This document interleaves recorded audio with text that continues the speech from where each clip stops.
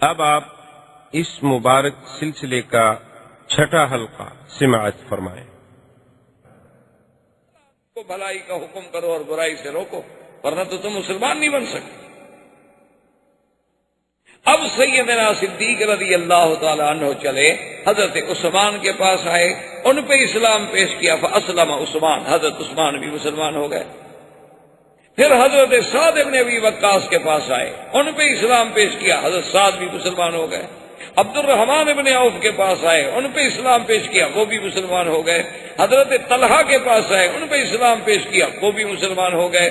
اور اسی طریقے سے اب یعنی جو اسلام پھیلنا شروع ہوا تو لوگ سیدنا ابو بکر کے ہاتھ پہ اسلام لا رہے،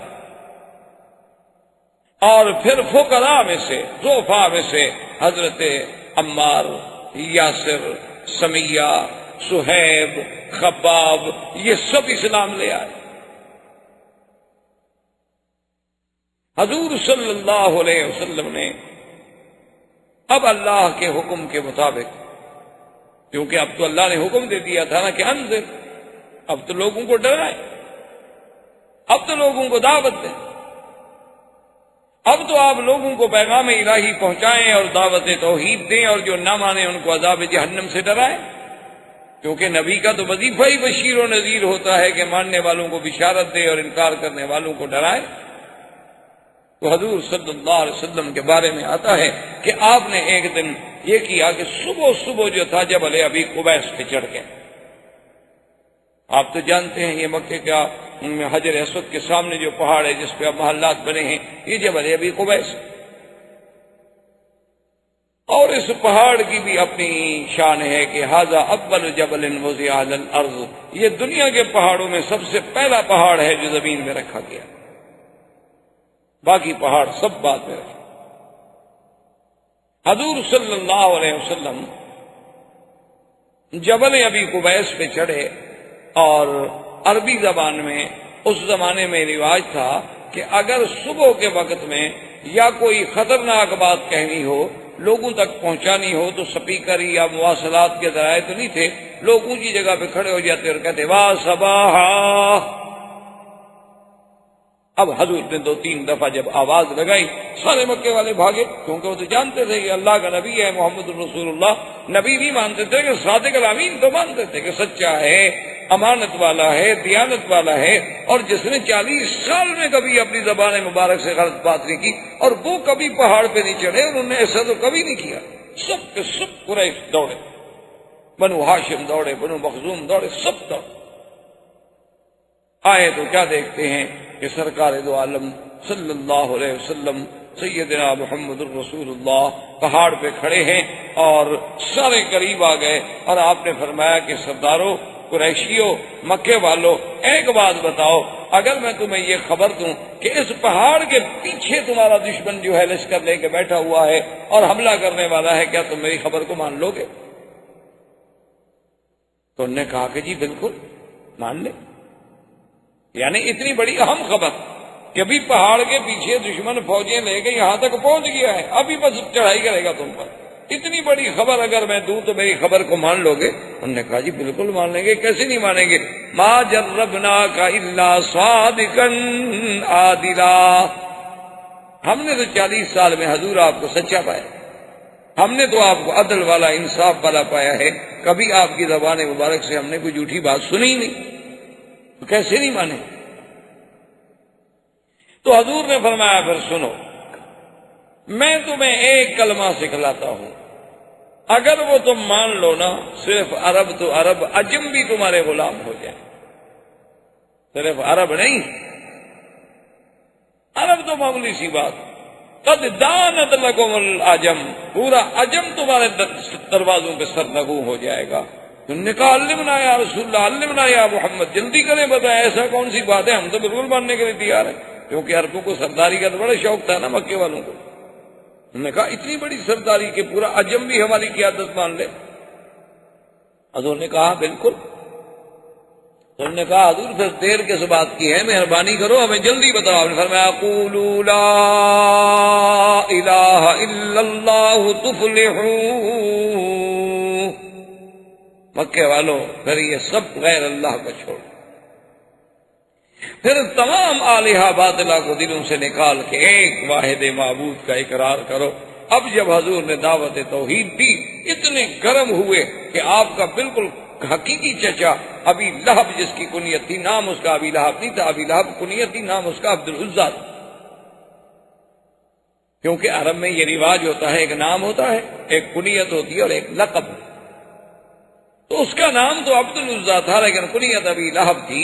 اور علماء نے یہ بھی لکھا ہے کہ ابی لہب کنیت اس لیے رکھی گئی کہ اتنا خوبصورت آدمی تھا کہ اس کے رخسار ایسے جلتے تھے جیسے انگارے چمک رہے، اتنا سرخ۔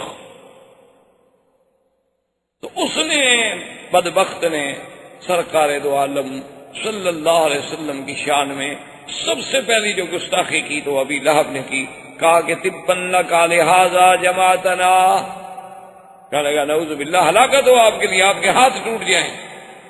ایک محاورہ ہے عرب کا تبًا، تو اس نے کہا کہ آپ کے ہاتھ ٹوٹ جائیں، نعوذ باللہ، آپ کے لیے اسی لیے ہمیں بلایا تھا، یہی ایک کلمہ ہمیں سنانا تھا، اسی لیے تم نے ساری برادری کو تکلیف دی، اکٹھا کر دیا۔ اور یہ کہہ کر لوگوں سے کہا چلو چلو چھوڑو چھوڑو چھوڑو، بس اس کی باتیں نہ سنو، اور لوگ چلے گئے۔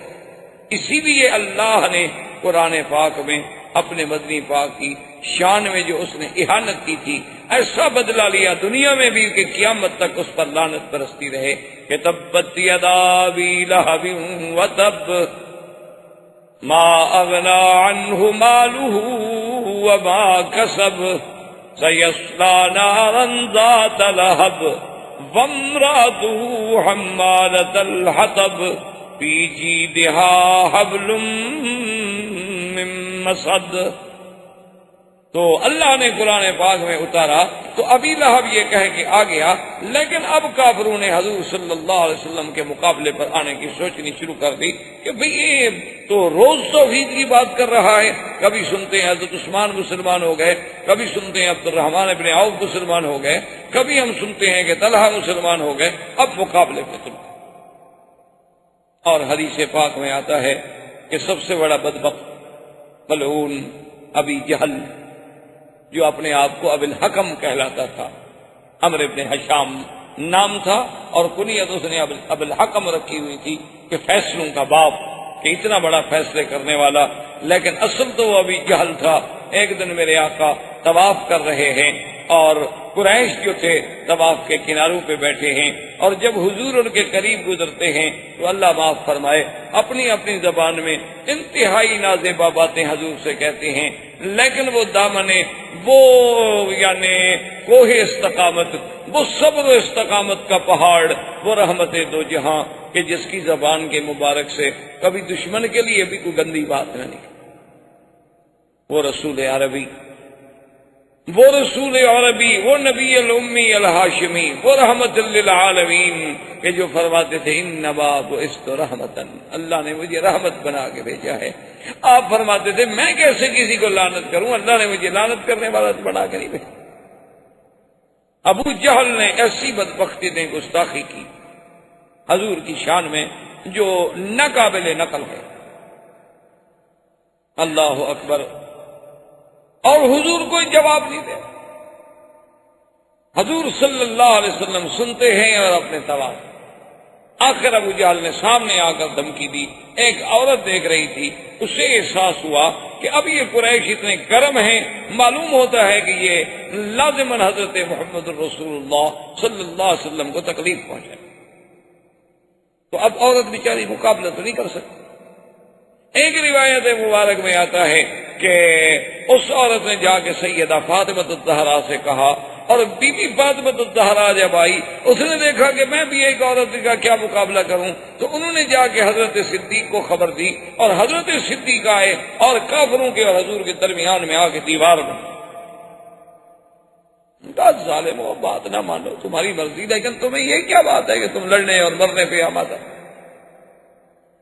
اور بعض روایات میں یہ بھی آیا ہے کہ حضرت صدیق رضی اللہ تعالی عنہ کو بھی انہوں نے مارا اور حضور صلی اللہ علیہ وسلم پر بھی حملہ کیا، لیکن بعض مفسرین محدثین کہتے ہیں کہ نہیں، یہ واقعات بعد کے ہیں۔ اس دفعہ تحدید جو تھی وہ صرف زبانی کلامی رہی، لیکن سب سے زیادہ گستاخی کرنے والا جو تھا وہ ابو جہل۔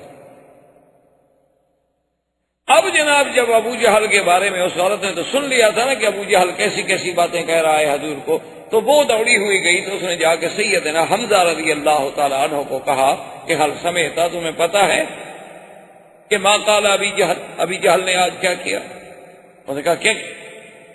کیونکہ حضرت حمزہ شکار کھیلنے کے لیے گئے ہوئے تھے اور شکار کھیل کے ہی باہر جنگل سے تشریف لا رہے تھے کہ راستے میں عورت مل گئی.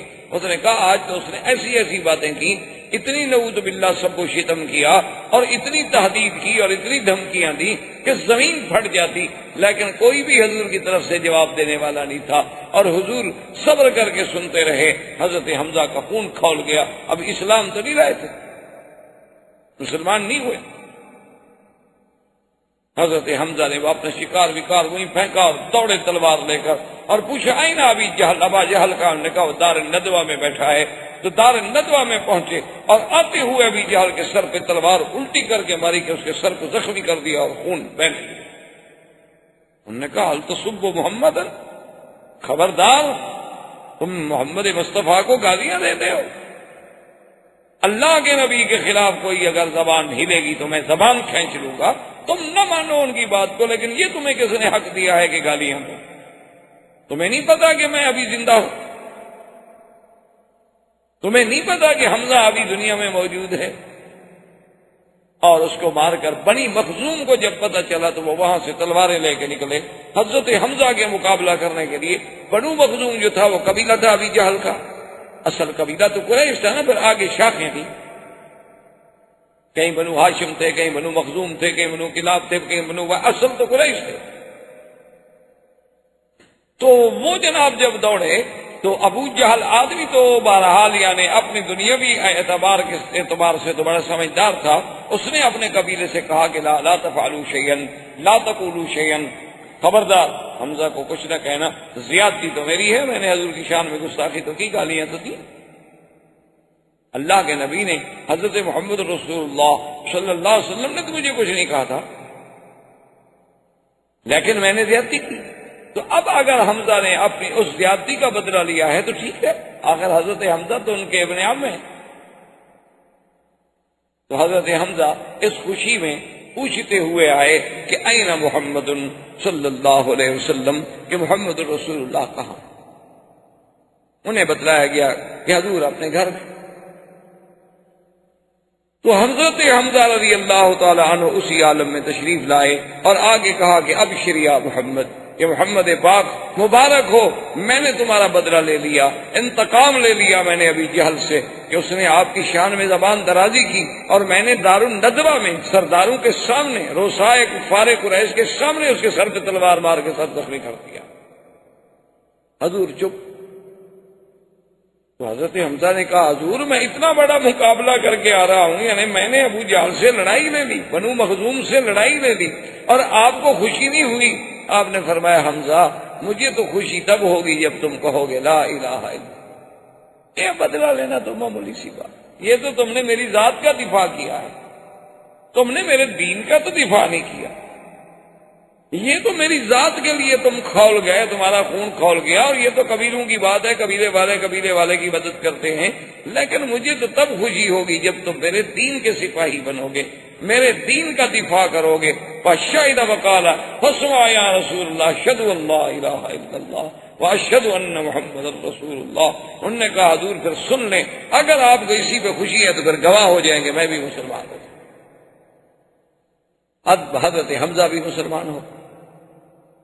حضور صلی اللہ علیہ وسلم کا اب دعوت کا زور جب پھیلنے لگا تو کفار قریش اکٹھے ہو کے آئے اور انہوں نے آ کے آپ کے چچا ابی طالب سے کہا کہ بھائی یہ کیا بات ہے، انہ یصفح احلامنا وانہ یصفح اجدادنا وانہ یخالف دیننا، کہ محمد مصطفیٰ تو ہمارے بالکل یعنی وہ کہتے ہیں ہم سب پاگل ہیں، ہمارے باپ دادا بھی پاگل تھے اور ہمارے اجداد بھی پاگل تھے جو سب بتوں کی پوجا کرنے آئے، اور پھر لات عزا ہمارے خداؤں کو بھی نہیں معاف کرتا، اس کا کیا کیا جائے؟ تو اس نے کہا کہ تم خود بات کرو. نے کہا کہ نہیں تم بھی بات کرو، ہم بھی بات کریں گے. تو ایک روایت میں آتا ہے کہ سردار قریش اکٹھے ہو کے آئے، انہوں نے کہا محمد عربی صلی اللہ علیہ وسلم ہم آپ سے کچھ بات کرنا چاہتے ہیں. انہوں نے ٹھیک بات، کیا بات؟ انہوں نے کہا بات یہ ہے کہ یہ جو آپ نے ایک نیا دین پیش کیا ہے، ہمارے آباء و اجداد نے تو آج تک ایسی باتیں نہیں سنی، ہم تو یہی دیکھتے آئے، لات عزیٰ دیکھتے آئے، عبد المطلب بھی انہی کو دیکھتا آیا، اور بھی سارے اسی کو دیکھتے آئے، اسی طرح ان کے چڑھاوے چڑھتے رہے، ان کے چرنوں میں قربانیاں ہوتی رہیں، جانور ذبح ہوتے رہے، اور اب آپ نے آ کر یہ سارے دین کو ہی الٹ پلٹ کر کے رکھ دیا ہے۔ تو آپ مجھے بتائیں کہیں کوئی آپ کو تکلیف تو نہیں، آپ پر کسی جن کا اثر تو نہیں؟ اگر ایسی بات ہو تو ہم آپ کو فلاں فلاں آدمی کے پاس لے جاتے ہیں اور آپ کا علاج کراتے ہیں۔ اور دوسری بات یہ ہے کہ یا رسول اللہ، اگر آپ کو یہ خیال ہو کہ ہم ایک نئی بات پیدا کر کے میں شہرت حاصل کروں اور میں لیڈر بن جاؤں اور مکے کی مجھے حکومت و سلطنت مل جائے، تو ہم مکے کی سلطنت آپ کو ویسے دینے کے لیے حاضر ہیں، آپ ہمارے سردار بن جائیں، ہم آپ کے غلام بننے کے لیے تیار ہیں۔ اور تیسری بات یہ ہے کہ آپ کسی بڑے گھر میں اگر شادی کرنا چاہتے ہوں، کیونکہ جب شہرت ہوتی ہے تو پھر بڑے گھر کی لڑکیاں بھی شادی کر دیتی، پھر جو ہے شہرت کے بعد پھر دولت والت کو نہیں دیکھا جاتا۔ دیکھا نہیں آج کل آپ نے کہ جیسے شہرت ہو چاہے برائی کی ہو، بڑے سے بڑے خاندان کی لڑکیاں جو ہیں وہ شادی کر لیں۔ تو اگر آپ کو کسی ایسی بات کی تمنا ہے تو آپ اشارہ تو کریں، آپ اشارہ تو کریں مکے کے کس خاندان کا، ہم تو ہر لڑکی قربان کرنے کے لیے تیار ہیں۔ جب سب بات کہتے رہے تو رحمت دو جہاں سنتے رہے۔ یہ بھی تو ایک ادب تھا، یہ بھی تو ایک مقام تھا کہ دشمن کی ہر بات پہ فوراً نہیں ٹوکا، بلکہ الف سے لے کر یہ تک بات سنی، اور اس کے بعد آپ نے فرمایا اور کچھ کہنا؟ انہوں نے کہا کہ نہیں جی، ہم تو آپ کو ساری باتیں کہہ چکے کہ آپ کو علاج کرانا ہے تو ہم حاضر ہیں، آپ کو جن کا اثر ہے تو جن نکالنے کے لیے ہم حاضر ہیں، آپ کو دولت چاہیے تو ہم دینے کے لیے حاضر ہیں، مکے کی سرداری چاہیے تو سردار ماننے کے لیے حاضر ہیں، کسی اعلیٰ نسل کے خاندان میں شادی کرنی ہے تو ہم بچیاں دینے کے لیے تیار ہیں، اور بتائیں کیا کریں، بس مہربانی کرو ہمارے خداؤں کی برائی چھوڑ۔ یہ حضور کا وہ تاریخی جواب ہے جو آج تک صفحات سیرت میں سورج کی طرح چمکتا ہے۔ حضور پاک نے فرمایا مکے والوں سنو، لو وضعونی الشمس فی یمینی والقمر فی یساری، آپ نے فرمایا مکے والوں سنو، اے قریشیوں سنو، اگر تم سورج لا کر میرے داہنے ہاتھ پہ رکھ دو اور چاند لا کر میرے بائیں ہاتھ پہ رکھ دو، میں ان کو تو ٹھوکر مار سکتا ہوں لیکن اللہ کی توحید کی دعوت نہیں چھوڑ سکتا۔ یہ میں نے پیسوں کے لیے مشن شروع کیا، یہ تو اللہ کا حکم ہے۔ مانا یہ تھا کہ اگر ساری دنیا کی شاہی دے دو، دیکھو نا تم بھی تو مثالیں دیتے ہو نا جی کہ برطانیہ کی اتنی بڑی حکومت تھی کہ ان کی حکومت میں سورج نہیں ڈوبتا تھا، مانا یہ ہے سورج نہ ڈوبنے کا، یعنی ملک اتنا بڑا تھا کہ ایک جگہ غروب ہو رہا ہے دوسری کا طلوع ہو رہا ہے، مانا یہ تھا۔ تو اسی طرح مقصد یہ تھا، ورنہ سورج لا کے کون رکھ دیتا؟ مقصد یہ تھا کہ اگر تم مجھے چاند سورج جہاں تک چمکتا ہے وہ ساری شاہی مجھے میرے حوالے کر دو، اور مجھ سے کہو کہ میں یہ کام چھوڑ دوں، تو میں یہ کام نہیں چھوڑ سکتا، کیونکہ میں تو اللہ کا نبی ہوں اور اللہ کے احکام کا پابند ہوں۔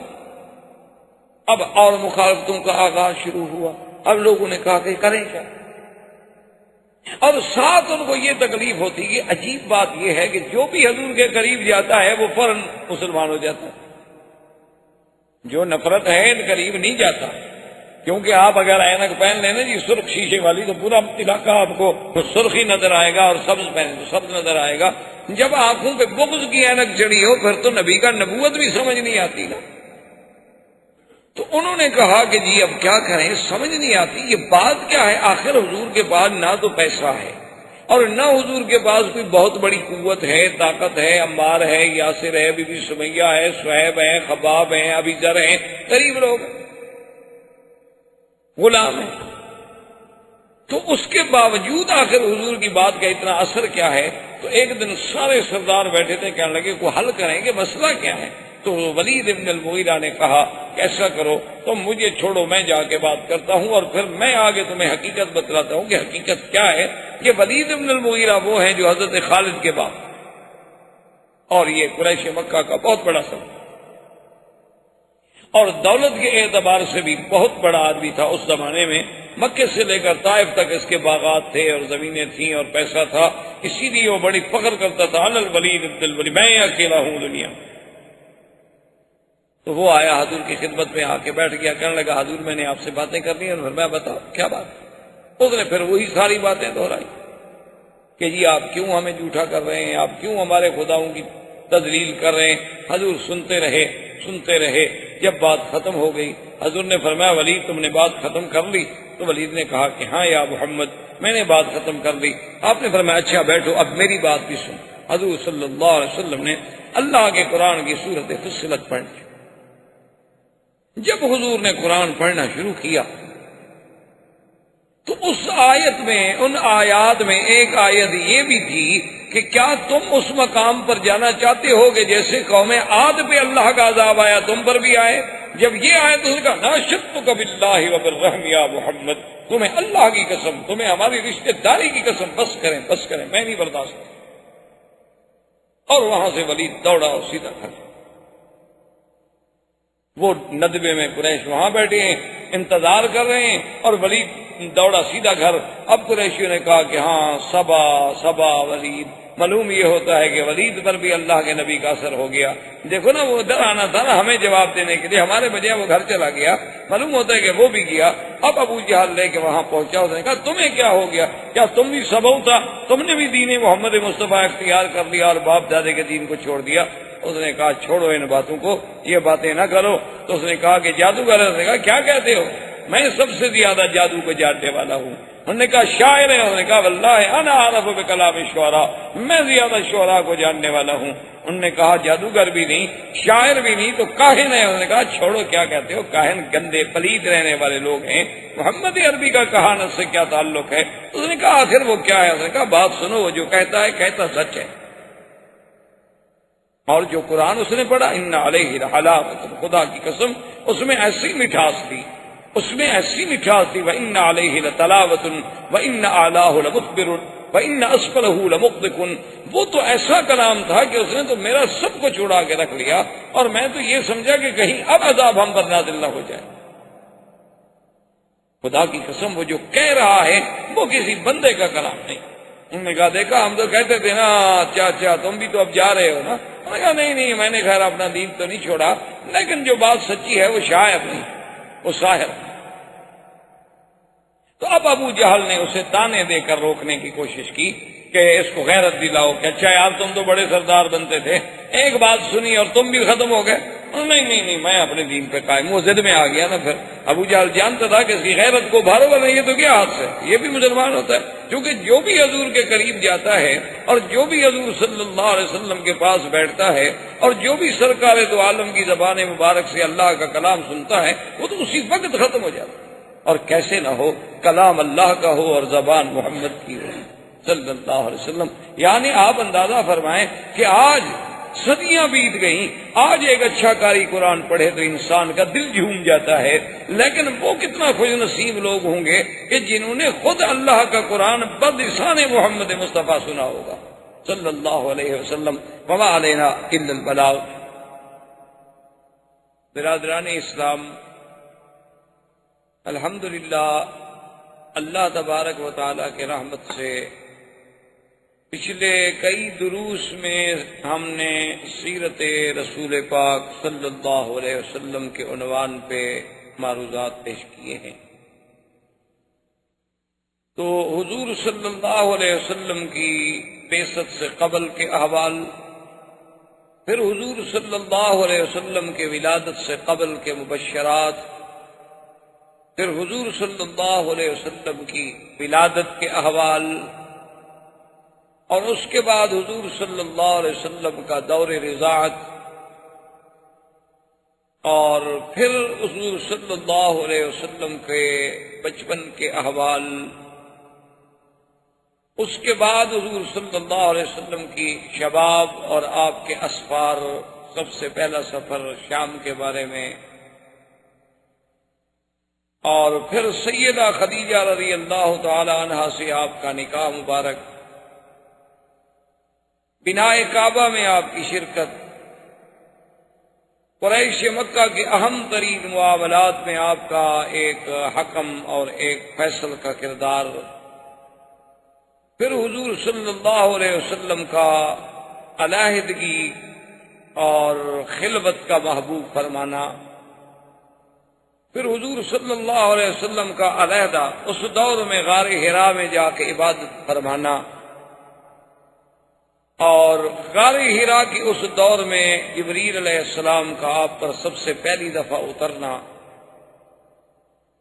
سیدہ خدیجہ رضی اللہ تعالی عنہا کے پاس آنا، ورقہ ابن نوفل کے پاس جانا، اس کا تصدیق کرنا، اور پھر کچھ عرصے کے بعد حضور صلی اللہ علیہ وسلم پر اللہ کی طرف سے یہ وحی نازل ہوئی کہ یا ایھا المدثر قم فانذر۔ تو علماء نے لکھا یہاں تک تقریباً ہم نے احوال سیرت کے ترتیب کے ساتھ پڑھے ہیں اور بیان کیے۔ تو علماء کرام یہ فرماتے ہیں کہ ہر پیغمبر میں دو اصل میں مقام ہیں، ایک مقام نبوت ہے اور ایک مقام رسالت۔ مقام نبوت تو یہ ہوتا ہے کہ اللہ کی وحی آ گئی، اللہ تبارک و تعالیٰ سے علاقہ وحی قائم ہو گیا، لیکن اس کو مستقل شریعت نہیں دی جاتی، کتاب نہیں دی جاتی۔ اور رسول وہ ہوتا ہے جس کو اللہ مستقل شریعت عطا فرماتے ہیں اور کتاب عطا فرماتے ہیں۔ تو اس کو یوں سمجھیں کہ ہر رسول تو نبی ہوتا ہے، لیکن ہر نبی رسول نہیں ہوتا۔ جیسے کہ حضرت ہارون علیہ السلام نبی تھے لیکن رسول نہیں تھے، موسیٰ علیہ السلام اللہ کے رسول بھی تھے اور نبی بھی۔ تو سرکار دو عالم صلی اللہ علیہ وسلم بھی اللہ کے رسول بھی ہیں اور نبی بھی۔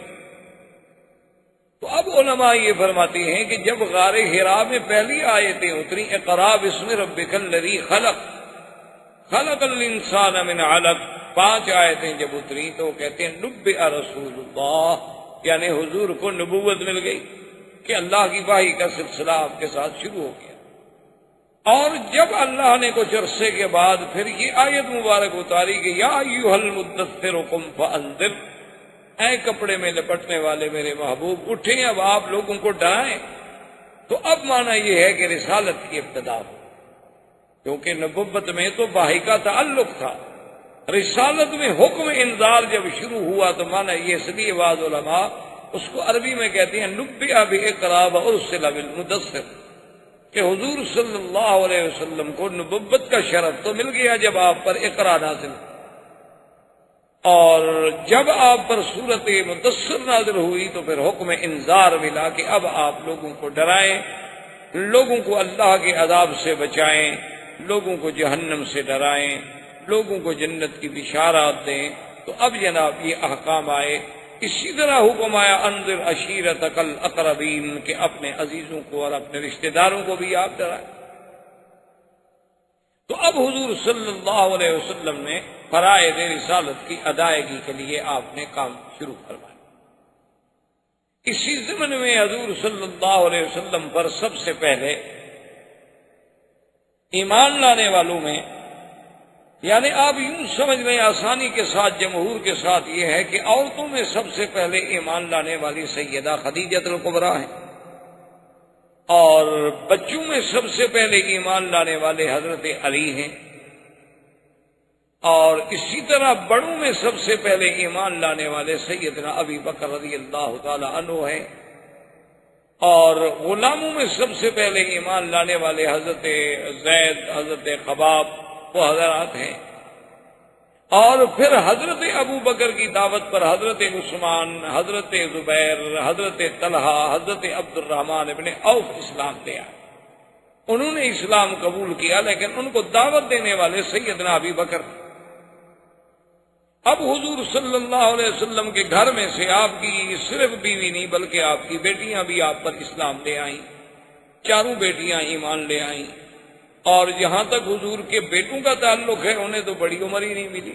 حضور صلی اللہ علیہ وسلم کے بیٹے یعنی قاسم، عبداللہ اور ابراہیم، طیب اور طاہر جو ہے یہ لقب ہے، حضور کے بیٹوں کا نام نہیں۔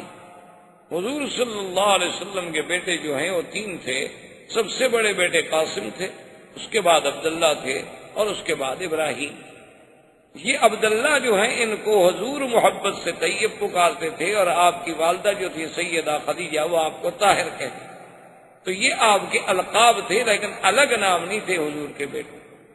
اور جہاں تک حضور کی بیٹیوں کا تعلق ہے تو اس میں آپ کی 4 بیٹیاں تھیں، سیدہ زینب، سیدہ رقیہ، ام کلثوم اور بی بی فاطمہ الزہرا رضوان اللہ تعالی علیہن اجمعین۔ تو یہ سب کے سب حضور صلی اللہ علیہ وسلم پر اسلام۔ اب اس کے بعد اللہ تبارک و تعالیٰ کے حکم سے حضور صلی اللہ علیہ وسلم نے اپنے خاندان والوں کو جب دعوت اسلام دی تو بی بی صفیہ اسلام لے آئیں، جو چچی ہیں حضور صلی اللہ علیہ وسلم۔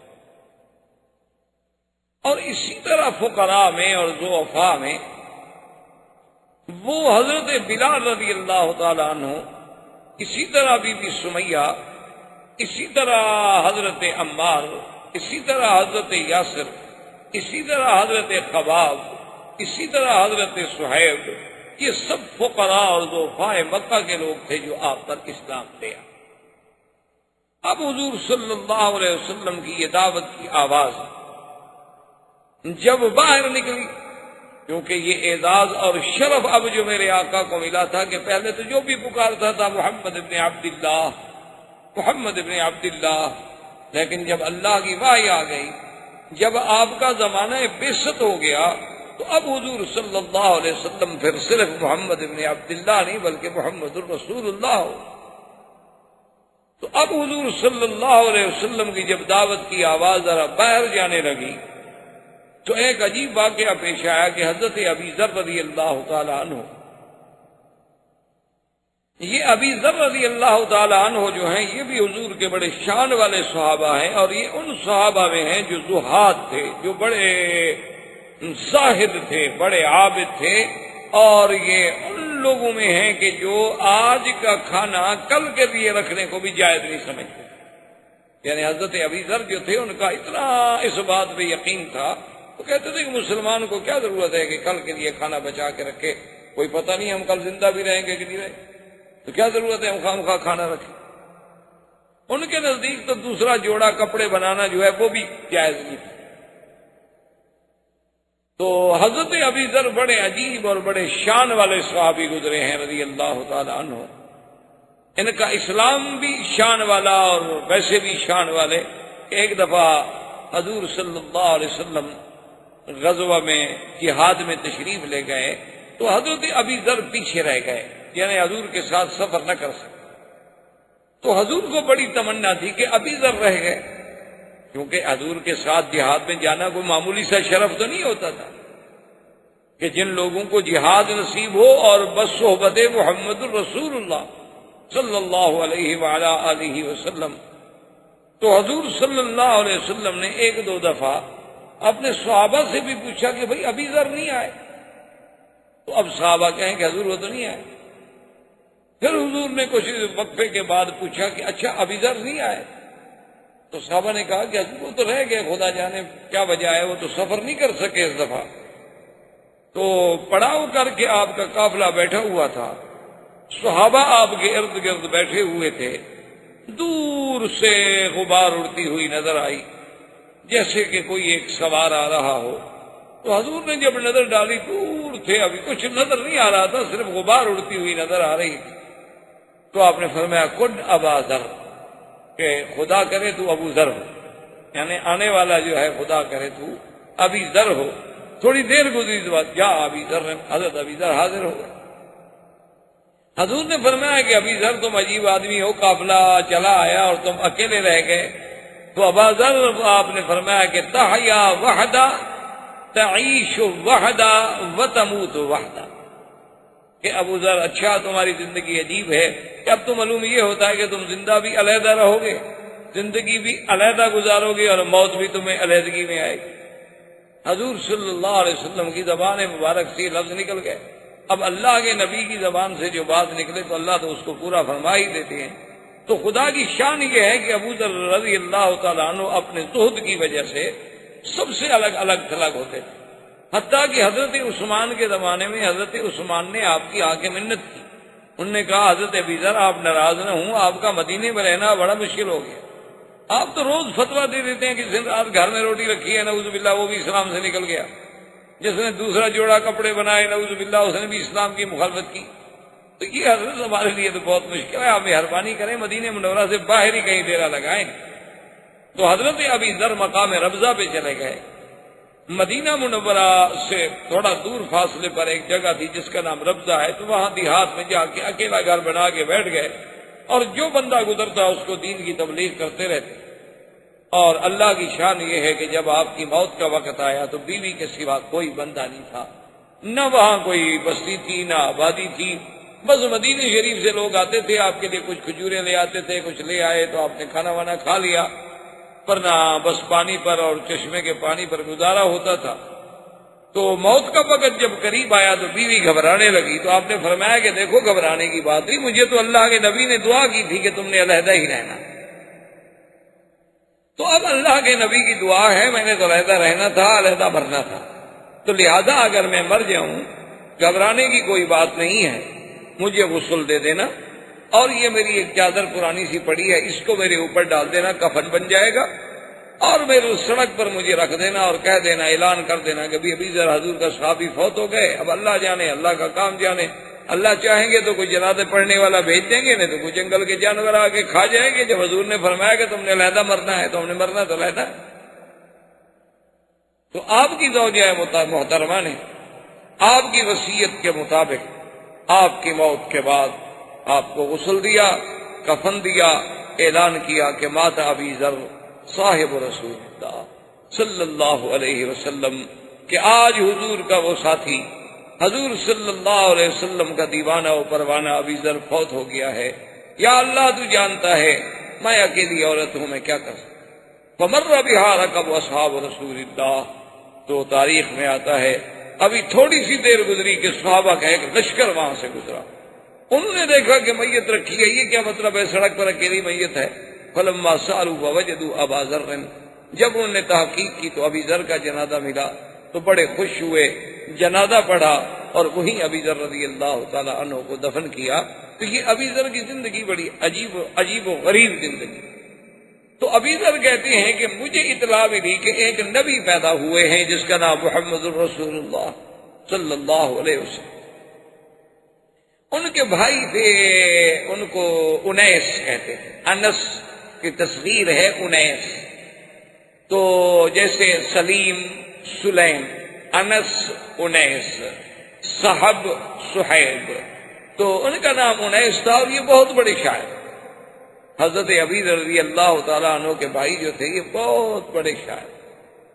کیونکہ اس دور میں اصل بات یہ ہے کہ یاد رکھیں کہ اس زمانے میں فصاحت و بلاغت تو عربوں کی گھٹی میں پڑی ہوئی، یعنی ایک عام آدمی، ایک جنگل میں رہنے والا عربی جس نے کبھی ابتدائی جماعت تک نہیں پڑھی، جس نے کبھی الف با تا نہیں پڑھا، لیکن وہ فی الودی جب اشعار کہتا تھا دنیا حیران ہو جاتی۔ اللہ نے ان کو اتنا زبان دی تھی، اتنا ملکہ دیا تھا، اتنا یعنی ان کو عبور تھا اپنے کلام پر اور اپنی فصاحت و بلاغت پر، کہ دنیا عرب کی فصاحت و بلاغت کو دیکھ کے دنگ رہ جاتی تھی۔ اسی لیے علماء نے لکھا ہے کہ اللہ تبارک و تعالی نے ہر پیغمبر کو جو معجزے دیے ہیں وہ اس کے زمانے کے حالات کے مطابق دیے ہیں۔ کہ موسیٰ علیہ السلام کے زمانے میں جادوگروں کا دور تھا، ساری مصر جو تھا جادوگروں سے بھرا ہوا تھا، سحار تھے، ساحر بھی نہیں، بڑے بڑے سحار، بڑے بڑے علم سحر کے ماہرین پڑے تھے۔ تو اللہ نے موسیٰ علیہ السلام کو ایسے معجزے عطا فرمائے، فوقع الحق وبطل ما كانوا يعملون فألقي السحرة ساجدين قالوا آمنا برب العالمين رب موسیٰ وہارون، کہ اللہ تبارک و تعالی نے موسیٰ علیہ السلام کو ایسا معجزہ دیا کہ جب آپ نے عصا ڈالا تو اس عصا نے ان کے سارے اس سحر کو ختم کر دیا، ان کی رسیاں پھٹا کر ڈالی، تو اب حق واضح ہو گیا، باطل زائل ہو گیا، جادوگر سجدے میں گر گئے اور ایمان لے آئے۔ تو اس لیے اللہ نے ان کو معجزات ایسے دیے تھے کہ جو اس جنس اور اس زمانے کے مطابق یہ دلیل بن سکیں کہ یہ اللہ کا نبی ہے اور اس کا مقابلہ ہم نہیں کر سکتے۔ اسی طرح آپ دیکھیں کہ سیدنا عیسیٰ علیہ آپ کے زمانے میں بڑے بڑے طبیب، آپ کے زمانے میں طب کا بڑا رواج تھا، وہ اس وقت ہی آپ کی ایلوپیتھی رائج نہ ہوئی ہو، کیونکہ ابتدا کے اندر جو ہے زیادہ تر جو تاریخی پرانی کتابیں ملتی ہیں وہ طب آشاب کے ساتھ ہوتی تھی، بوٹیاں چھٹیاں، یونانی اطباء گزرے ہیں بڑے بڑے، اسی طرح اطباء عرب گزرے ہیں بڑے بڑے، اور آپ کو تو ہم سے زیادہ پتہ ہے کہ جیسے ابن سینا تھا، ارسطو تھا، بقراط تھا، سقراط تھا، یہ بڑے بڑے جالینوس تھا، یہ بڑے بڑے لوگ گزرے، بعض کے پاس علوم کیمیا تھے، بعض کے پاس علوم ریمیا اور بڑے بڑے علوم تھے۔ تو بہرحال چونکہ وہ طب کا زمانہ تھا تو اللہ نے عیسیٰ علیہ السلام کو ایسے معجزے دیے کہ بھئی وہ طبیب دنگ ہو کے رہ گئے کہ یہ کیا طب ہے کہ ایک آدمی ماں کے پیٹ سے اندھا پیدا ہوتا ہے اور کوئی آپریشن نہیں، کوئی محنت نہیں، کوئی اسپتال نہیں، بس ہاتھ لگایا اور بسم اللہ کہا اور آنکھیں کھل گئی، بس روشنی آ گئی۔ یہ کمال ہے کہ ایک آدمی برس کے داغ، یعنی آپ دیکھیں کہ آج دنیا کتنا علوم میں ترقی کر چکی ہے، لیکن ابھی تک کوئی ایسی دوا ایجاد نہیں ہوئی کہ برس ختم ہو۔ تو حضرت تو صرف ہاتھ پھیرتے تھے، دوا لگانے کی بھی ضرورت ہے، ابر الابرا والاکما والابرس، کہ اندھا ہے اور کوڑی ہے اور برس والا ہے، بس ہاتھ پھیرا وہ ٹھیک ہو گیا۔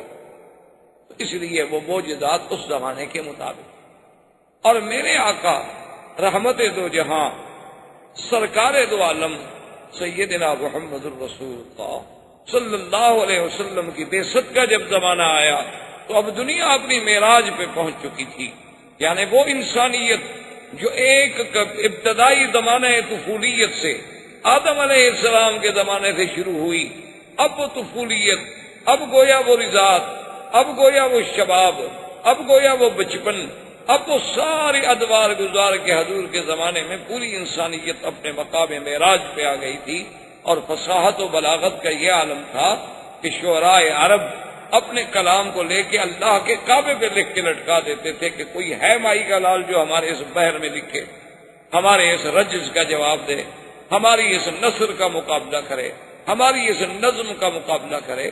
تو اس لیے قصائد معلقہ آج بھی ہماری کتابیں جو ہیں معلقات سبع معلقہ کے نام سے، وہ سبع معلقہ کیا تھے کہ مختلف شعراء نے لکھ کے لٹکا دیے تھے کہ اس کا مقابلہ کریں۔ تو اب چونکہ یہ فصاحت و بلاغت کا دور، زمانے میں اتنی فصاحت و بلاغت تھی کہ جب عرب بات کرتے تھے تو حیرت ہوتی تھی ان کی بات سے، یعنی آپ ان کی فصاحت و بلاغت اور ان کی جزالت اور ان کا نئے سے نئے انداز میں گفتگو کرنا، یہ چیزیں جو تھی، اور بڑا اشارات و کنایات، اللہ نے اپنے نبی کو ایسا معجزہ دیا قرآن کہ تمام دنیا کے فصحاء و بلغاء جو تھے وہ دنگ رہ گئے، کوئی ہمت نہ کر سکا کہ اللہ کے قرآن کے مقابلے پہ آئے۔ یعنی آپ دیکھیں ان کے یعنی فہم کا عالم، کہ ایک قیس شاعر گزرا ہے، ایک تو امراء القیس تھا نا، ایک اور شاعر تھا قیس، وہ گزرا، بادشاہ غصے میں آ گیا، اس کی بڑی لمبی چوڑی کہانی ہے، تو غصے میں آنے کے بعد بادشاہ نے اس کو بلوایا اور سزائے موت دی۔ بہرحال بادشاہ سزائے موت جب دے دی، اس کو پکڑ کے جب لے جا رہے تھے موت کے لیے، تو جو اس وقت سپاہی ہے جو کچھ شخص تھے تو انہوں نے کہا کہ دیکھو تم ابھی مر جاؤ گے، ہم تمہیں پھانسی دے دیں گے، لیکن اگر تمہاری کوئی وصیت ہے، کوئی پیغام ہے تو وہ دے دو، اور تو ہم کچھ نہیں کر سکتے، لیکن ہمارے ہاں بھی یہ رواج ہے کہ آخری وصیت پوری کی جاتی، تو آپ ہمیں کوئی پیغام دے دیں۔ انہوں نے کہا میں نے کیا پیغام دینا ہے، شاعر آدمی ہوں، نہ میری کوئی اتنی بڑی برادری ہے، میری تو صرف 2 لڑکیاں ہیں اور فلاں شہر میں رہتی ہیں، اور کبھی آپ لوگوں کا وہاں آنا جانا ہو تو بس ان کو اتنا کہہ دیجئے گا کہ یا ابنتا قیس ان اباکم، بس۔ انہوں نے کہا دیکھو بیچارہ موت کی وجہ سے سٹیا گیا، دماغ چل، یہ کیا پیغام ہوا بھی یا ابنتا قیس ان اباکما، کہ اے 2 قیس کی بیٹیاں تحقیق تمہارا باپ کیا ہوا ہے، یہ کیا پیغام ہے بھائی؟ تو انہوں نے کہا اچھا ٹھیک ہے پہنچا دیں گے۔ انہوں نے کہا اب یہ تو مر رہا ہے، جان چھوڑے، وہ مر گیا، پھانسی دے دی گئی، ختم ہو گیا، مدتیں گزر گئی، سال 2 سال جتنے گزرے، اتفاق سے وہ 2 سپاہی یعنی اتفاقاً اس گاؤں میں گزرے جس گاؤں میں وہ قیس رہتا تھا، تو ان کے دماغ میں بات یاد آئی۔ انہوں نے کہا کہ چلو بھائی ہم اس کی وصیت کو پوری کرنے تو نہیں آئے، لیکن اتفاق سے یہاں آئے ہوئے ہیں، تو اب اسی بستی میں رہتے ہوئے اگر ہم ایک پیغام اس کو دے دیں تو کیا مشکل ہو جائے گا؟ انہوں نے کہا دے دو. انہوں نے آگے پوچھا بھی یہاں کوئی قیس نامی شاعر تھا؟ انہوں نے کہا ہاں. انہوں نے کہا اس کی کوئی اولاد؟ نے کہا اس کی 2 بیٹیاں ہیں، وہ بیچارے غریب ہیں، بکریاں شکریاں چرا رہی ہوں گی فلاں جگہ پر. انہوں نے آپس میں مشورہ کیا. انہوں نے کہا کہ بھئی بات یہ ہے کہ وہ اس کا پیغام تو ہم پہنچا دیتے ہیں، پہلے تو دماغ پہ زور دیتے رہے کہ کیا کہا تھا. اس نے کہا یہ کہا تھا، اس نے کہا یہ کہا تھا. اس کے بعد خیر بہرحال ان کو بات یاد آ گئی.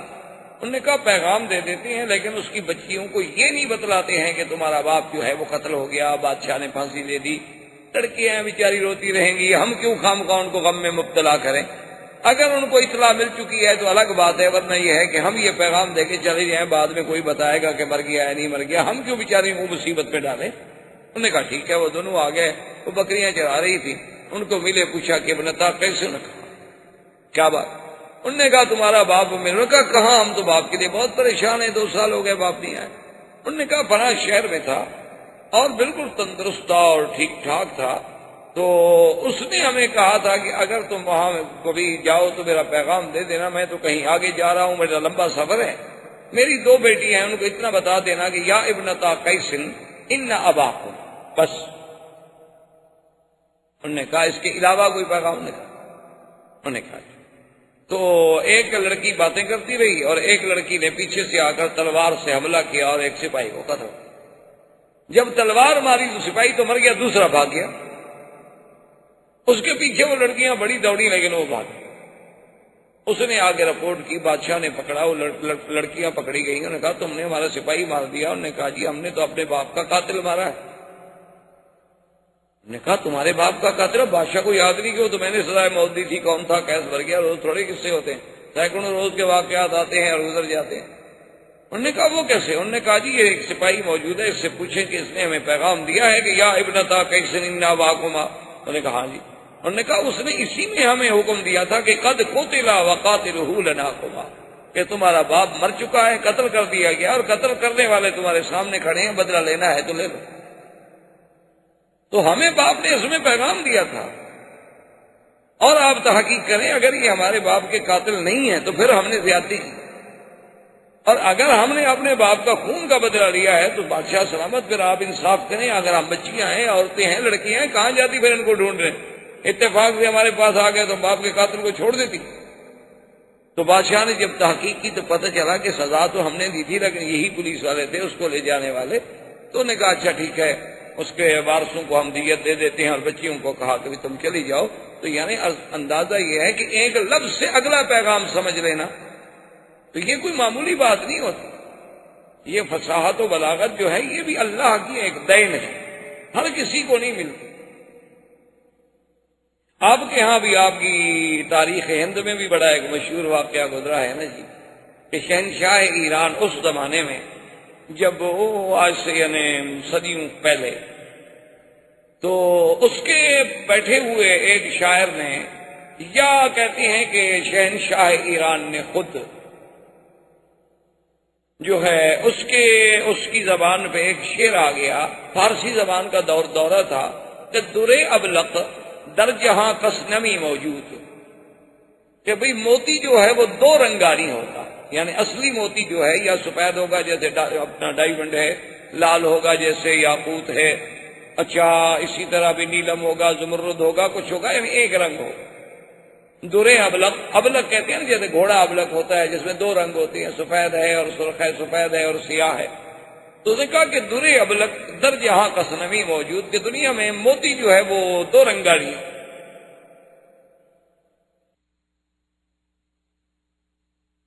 اچھا یہ پہلا مصرع تو شاعر کہہ بیٹھا یا بادشاہ کہہ بیٹھا، اب دوسرا مصرع نہ بنے. اس نے اپنے تمام شعراء کو بلایا کہ بھی دوسرا مصرع سیٹ کرو. اب جو بھی کریں وہ مزہ نہ آئے بادشاہ کو، یعنی بنا تو سب لیں، مصرع بنانا کون سا مشکل تھا، وہ تو سب بنا رہے، لیکن مقصد ہے کہ ذہن مطمئن نہ ہو، دماغ تسلیم نہ کرے کہ وہ کہیں بات بنتی. تو بہرحال شہنشاہ ایران سے بھی نہ بنا اور اس کے شعراء سے بھی مصرع ایسا نہ بن سکا جو بادشاہ کو مطمئن کر سکے. تو اس نے اس دور میں ہندوستان کے بادشاہ کو لکھا کہ میرے شعراء نے، ایک شاعر نے یہ کہہ دیا، ایک مصرع اور دوسرا مصرع کوئی اپیل نہیں کرتا ہمارے ذہن کو. اگر ہندوستان میں کوئی فارسی کہنے والے شاعر ہوں تو مہربانی کر کے اس کا دوسرا مصرع مرتب کروا دیں گے، درے ابلغ تر جہاں کا سنمی موجود۔ تو اب بادشاہ نے اپنے شاعروں کو بلایا، انہوں نے بھی مشرے گھڑے بنائے، وہ بادشاہ کو بھی تسلی نہ ہو۔ بادشاہ کہ بات دل کو نہیں لگی۔ اب جناب گھر میں آیا اور بادشاہ بڑے پریشان بیٹھے تھے، تو ان کی بیٹی جو تھی نا بہت بڑی شاعرہ تھی اور ادیب، بہت بڑی ادیب گزری ہیں اور بہت بڑی اپنے وقت کی شاعرہ گزری۔ تو انہوں نے جب دیکھا کہ باپ میرا بڑا اداس بیٹھا ہے، تو انہوں نے کہا ابا جان کیا بات ہے، آپ بڑے گھبرائے ہوئے ہیں؟ انہوں نے کہا بیٹی بات یہ ہے، کیسے شہنشاہ ایران نے لکھا ہے، اب اتنے بڑے ہندوستان کے ملک سے ہم ایک مصرے کا جواب بھی نہ دے سکے، تو پتہ نہیں شہنشاہ ایران امتحان لینا چاہتا ہوگا کہ ہمارے ملک میں کوئی پڑھے لکھے لوگ بھی ہیں کہ نہیں، کوئی فارسی دان بھی ہیں کہ نہیں، کوئی ادباء و شعراء بھی ہیں کہ نہیں، تو ہمارے لیے تو یہ موت کی بات ہے نا، یہ تو سبکی ہے نا بڑی۔ تو انہوں نے کہا ابا جان باپ مجھے بھی تو بتائیں کہ وہ کون سا مصرع ہے۔ تو انہوں نے کہا کہ درے ابلغ تر جہاں کسنمی موجود۔ تو انہوں نے کہا کہ ٹھیک ہے ابا جان، آپ ایسا کریں کہ آپ تو آرام سے سو جائیں، اللہ کو منظور ہے تو اس کا جواب میں دوں۔ اچھا، اب بات شہزادی جو تھی وہ بھی ساری رات زور لگاتی رہی، لیکن ان کو بھی تسلی نہ ہو، بسرے تو بن جائیں لیکن تسلی نہ ہو، دل نہ لگے۔ تو صبح کو جب انہوں نے غسل کیا، بی بی نے، شہزادی صاحبہ نے غسل کرنے کے بعد وہ شیشے کے سامنے سنگار کے لیے بیٹھی اور سرما ڈالا، تو ہلکا سا سرما، چونکہ تھوڑا سا موٹا سرما تھا اور شہزادی کی نازک سی آنکھ تھی، تو سرما جب ڈالا تو سرما جو ہے اس کے ساتھ آنسو بھی ٹپک پڑا، اور آنسو جب ٹپکا تو اس میں سرما بھی ملا ہوا تھا۔ تو فوراً مصرع یاد آ گیا اس کو، اس نے کہا کہ درے ابلغ تر جہاں کسنمی موجود، مگر اشک بتان سرما آلود، کہ دنیا میں کوئی موتی جو ہے وہ دو رنگا نہیں ہوتا، مگر محبوب کی آنکھ سے ٹپکا ہوا آنسو جو سرما پہنتے ہوئے ٹپکے، وہ موتی جو ہے وہ ابلغ، کہ اس میں سفیدی بھی ہے سیاہی بھی ہے، تو ابلغ موتی تو مل گیا۔ تو اب جناب جی ابو ذئب النساء نے یہ شعر کہا تو بادشاہ تو جھوم اٹھا نا، جو تو سب کے دماغ کو لگ گئی نا بات کے بعد، عقل سے، دلائل سے، فکر سے، ہر لحاظ سے، وزن سے، باہر سے جو پوری اتر رہی ہے۔ تو انہوں نے جناب وہ شعر لکھا اور شہنشاہ ایران کو بھیجا۔ شہنشاہ ایران نے پڑھا تو وہ جھوم گیا، انہوں نے کہا کمال ہو گیا بھائی، ہماری زبان ہے فارسی، ہم تو نہ بنا سکے، لیکن ہند کے لوگوں نے بیٹھ کے ہمیں جواب دے دیا فارسی زبان میں۔ تو اس نے فوراً قاصد دوبارہ بھیجا کہ شہنشاہ ہند سے کہ میں آپ کی خدمت میں التجا کرتا ہوں کہ خدا کے لیے جس شاعر نے یہ جواب لکھا ہے وہ مجھے دے دیا جائے۔ اب ایک اور مصیبت بن گئی شہنشاہ ہند کے لیے کہ بھئی اچھا جواب لکھا کہ بیٹی بھی دے دوں۔ اب جناب جب وہ جواب آ گیا، وہ خط آ گیا، اب بادشاہ پھر پریشان ہو گیا۔ بیٹی نے پوچھا کیا بات ہے، آپ کو پریشان نے کیسے ہوتے؟ کہا کوئی ایسی بات۔ تو اس نے اسی شہنشاہ ایران کے خط پہ لکھا کہ من منم مخفی منم بوئے گل در برگ گل، کہ میں اپنے آپ میں اس طرح چھپی ہوئی ہوں جس طرح خوشبو پھول کی پتی میں چھپی ہوئی ہوتی ہے۔ تو آپ کو پھول سونگھنے سے، خوشبو سونگھنے سے کام ہے، پتی چیرنے سے کام نہیں ہے۔ تو لکھ کے صبح بادشاہ نے تصدیق کی، تو بادشاہ ایران سمجھ گیا کہ ان کی بیٹی کا شعر ہے، تو اس نے معذرت کر دی۔ تو ادیب لوگ اس قسم کے ہوتے تھے، فصیح لوگ اس قسم کے ہوتے تھے کہ اشارات کی زبان سمجھ جاتے تھے۔ یعنی آپ جو جہلائے عرب شعرائے جاہلیت عرب کو دیکھیں، یعنی آپ حیران ہوں گے کہ آج تک علماء قواعد، یعنی علماء نحو، علماء صرف آج بھی اپنے قواعد کی بنیاد رکھتے ہیں تو شعرائے جاہلیت پر، کہ بھئی فلاں شاعر نے یوں کہا ہے، متنبی نے یہ کہا ہے، فلاں نے یہ کہا ہے، تو اس کا مطلب ہے کہ یہ ترکیب اور اس قسم کا جملہ کہنا ٹھیک ہے۔ اگر یہ ٹھیک نہ ہوتا تو فلاں زمانے کا شاعر ایسی بات نہ کہتا۔ لیکن اللہ نے جب حضور صلی اللہ علیہ وسلم کو قرآن کا معجزہ دے کے بھیجا، تو کسی عالم نے کیا اچھی بات لکھی ہے، اس نے کہا کہ قرآن اپنے اندر ایک ایسا معجزہ تھا کہ اگر کسی صحرا میں رکھ دیا جائے اور کوئی بتانے والا بھی نہ ہو کہ یہ کون سی کتاب ہے، تو ہر پڑھنے والے کو اعتراف کرنا پڑے گا کہ مخلوق کی کلام، یہ کسی بندے کا کلام نہیں ہو سکتا، یہ لازماً کسی غیر مخلوق کا کلام ہے، اللہ کا کلام ہے، لیکن یہ کسی انسان کا کلام نہیں ہو سکتا، کیونکہ انسان کے کلام میں یہ نہیں ہو سکتا کہ بیک وقت مدح بھی ہو، بیک وقت ذم بھی ہو، ترغیب بھی ہو، ترہیب بھی ہو، وعد بھی ہو، وعید بھی ہو، اور پھر الف سے لے کر یہ تک ایک اسلوب ہو، ایک ترتیب ہو کہ بظاہر دیکھو تو سمجھ نہ آئے، جب غور کرو تو ایک ایک حرف میں تمہیں موتی ملے، ایک ایک حرف میں تمہیں احکام ملے، ایک ایک حرف میں تمہیں مسائل ملے۔ تو اللہ کے قرآن کی عظمت، حضور صلی اللہ علیہ وسلم کی یہ شعرا جب پہنچا تو ابی ذر کہتے ہیں کہ میں نے اپنے اس شاعر بھائی انیس سے کہا کہ بھی تم جا کے پتہ کرو، کوئی کہتا ہے شاعر ہیں، کوئی کچھ کہتا ہے، تم تو بہت بڑے شاعر۔ اور وہ مقابلے 3 دفعہ مقابلے جو تھے انیس شعراء سے جیت چکا تھا، خود اتنا بڑا شاعر۔ وہ مکے میں آ گیا، ادھر سے پوچھا ادھر سے پوچھا، کچھ دنوں کے بعد چلا گیا، ابو ذر سے کہا، لیکن ابو ذر کو اطمینان نہ ہوا، لگا کوئی تم کام کی بات تو لائے نہیں، بس یہی آگے تم نے کہا ہے کہ ایک نبی ہے نام محمد الرسول اللہ ہے صلی اللہ علیہ وسلم، لیکن تم آپ سے ملتے، آپ سے بات کرتے، ان کی باتیں سنتے، پھر فیصلہ کرتے کہ وہ شاعری فرما رہے ہیں یا باقی کوئی اللہ کا کلام ہے، تم تو کوئی اچھی معلومات نہیں لے آئے۔ اب ایسا کرو کہ تم یہاں کا نظام سنبھالو، میں خود جاتا ہوں۔ ابھی ذر کہتے ہیں کہ میں مکے میں آ گیا اور اکیلا آدمی، کوئی جاننے والا نہیں، کوئی پہچاننے والا نہیں، اور مکے میں بھی میری کوئی جان پہچان نہیں، بنی غفار قبیلے کا میں آدمی، اور مکے میں یہ عالم تھا کہ جو حضور کا نام لیتا تھا مشرکین مکہ اس کو مارتے، کیونکہ اب ابتداء بعثت کے بعد وہ نفرتوں کا، وہ ظلم و جبر کا آغاز حضور کے خلاف ہو گیا صلی اللہ علیہ وعلا آلہ واصحابہ وسلم تسلیما کثیرا کثیرا۔ تو مکے والوں نے اتنی سختی کر رکھی تھی کہ پہلے تو کسی کو بتاؤ ہی نہیں کہ محمد مصطفیٰ کون، اور اگر کوئی پوچھے تو پوچھنے والے کو مار دو تاکہ آئندہ پوچھنے والا جرت ہی نہ کرے، جو نام پوچھے وہ اسی کو مارنا شروع کر دو۔ اب ادھر کہتے ہیں یہ تو مجھے پتہ چل گیا، میں کیسے پوچھوں، جس سے پوچھو تو مجھے مارے گا، اور پھر میرے قبیلے کا کوئی بندہ مکے میں نہیں رہتا جو مجھے چھڑا لے۔ اور فرماتے ہیں کھانے کو کچھ نہیں، تو فرماتے ہیں کہ پھر میں زمزم پیتا تھا اور زمزم پر ہی میں گزارا کرتا رہتا تھا، اور 3 دن گزر گئے، کوئی راستہ پیدا نہ ہوا کہ میں حضور صلی اللہ علیہ وسلم تک پہنچ سکوں۔ فرماتے ہیں کہ تیسری رات تھی، کعبہ شریف کے میں قریب بیٹھا ہوا تھا، یہاں 2 بت ہوتے تھے مشرکین کے، ایک کا نام اساف تھا اور ایک کا نائلہ۔ یہ دونوں بت تھے، اصل میں یہ دونوں بت بھی نہیں تھے بلکہ ایک عورت اور مرد تھے، نعوذ باللہ ثم نعوذ باللہ۔ انہوں نے اللہ کے کعبے میں آ کے بدکاری کی، اللہ کا عذاب آیا اور دونوں پتھر بن گئے۔ مشرکین مکہ نے ان کو عبرت کے لیے کعبے کے دروازے کے قریب رکھا اور آہستہ آہستہ پوجا شروع ہو گئی، وہ خود خدا بن گئے۔ تو بہرحال وہ کہتے ہیں کہ میں بیٹھا ہوا تھا کہ 2 عورتیں آئیں، اور دونوں عورتوں نے آ کے اس اساف کو اور نائلہ کو وہ چاٹا چوما، جیسے ان کے طریقہ تھا عبادت کا، وہ شروع کی۔ اور میں اساف اور نائلہ کے قصے تو سن چکا تھا، کیونکہ میرا بھائی تو خود شاعر تھا، ویسی باتیں تو کئی دفعہ شعروں میں لکھ چکا تھا۔ تو میں جب قریب آیا تو میں نے ان سے کہا کہ کون ہو تم؟ انہوں نے کہا تم کیوں پوچھتے ہو؟ میں نے کہا عجیب بات ہے، یہ اساف اور نائلہ ان کو خدا سمجھ کے پوجا کر رہی ہو، یہ تو خود زانی تھے، یہ تو اللہ نے ان پر قہر نازل کیا، انہوں نے بدکاری کی، انہوں نے زنا کیا اور اللہ نے پتھر بنا دیا، تم ان کو بھگوان سمجھ کے پوج رہی ہو، بڑی بے عقل عورتیں۔